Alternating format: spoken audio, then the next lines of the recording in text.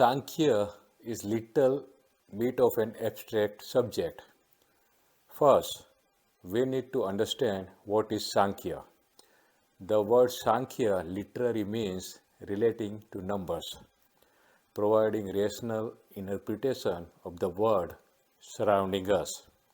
It doesn't only take inventory of its principal object, but also explain how universe is born and when it is going to end. The Sankhya system clearly records 25 tattva or core elements. Its ultimate objective is emancipation of the 25th element, which is soul itself. Second, how universe is created with its constituents. The universe is described by Samkhya as the one created by interaction of Purus with Prakriti. Purus is the supreme reality and Prakriti is nature or energy here. This union results in various permutations and combinations of elements like senses, feelings, activities and mind. During state of imbalance among three gunas or tendency, namely rajas, tamas and sattva, within the nature, soul remains in bondage due to its association with consciousness. When these three universal vibrations are in equipoise, there is no action. It is only when there is a disturbance in the equilibrium of these three tendencies, that's when evolution starts. To end imbalance among these three tendencies, thereby destroying bondage and leading soul to the salvation, was the end game of Samkhya school of thoughts.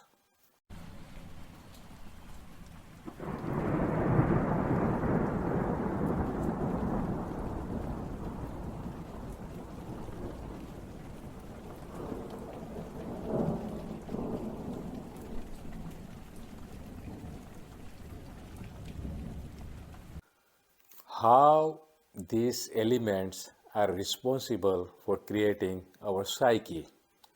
Everything, all forms of life, human beings, possess these three basic tendencies, but in very different and distinct proportion. The interplay of this tendency defines character of someone and determines the course of the life for that individual. Ayurvedic foundation is also based on Samkhya school of philosophy. Everything in nature is made up of five basic elements.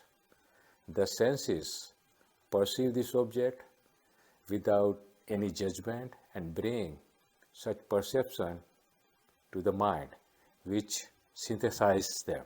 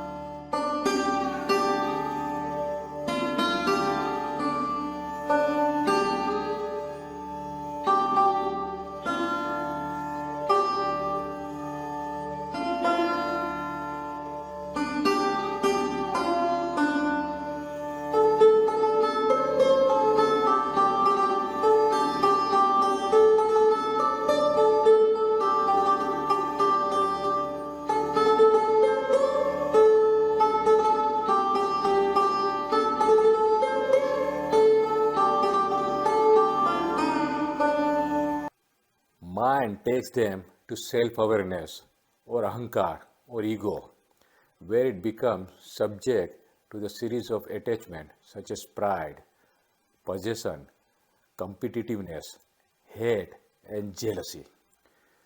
One's ego refers them to the soul itself, and as an object of self-consciousness, they come before intelligence.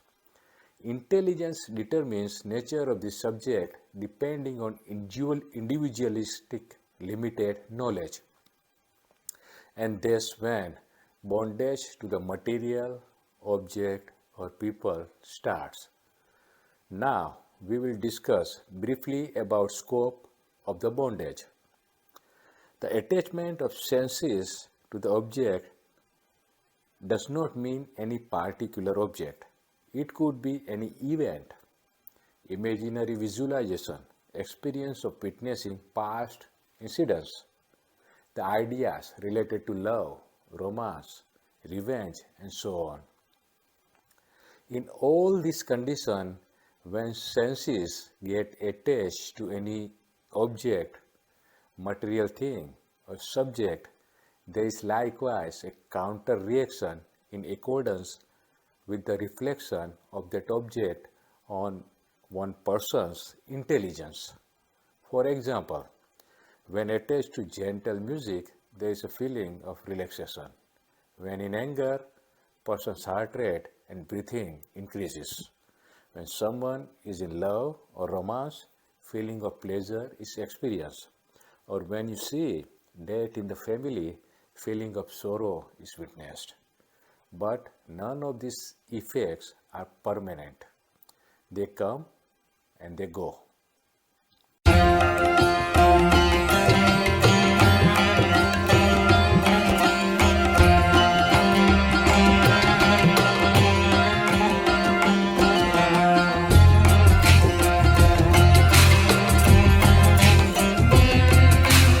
Now we will exchange few ideas on how to destroy the bondage.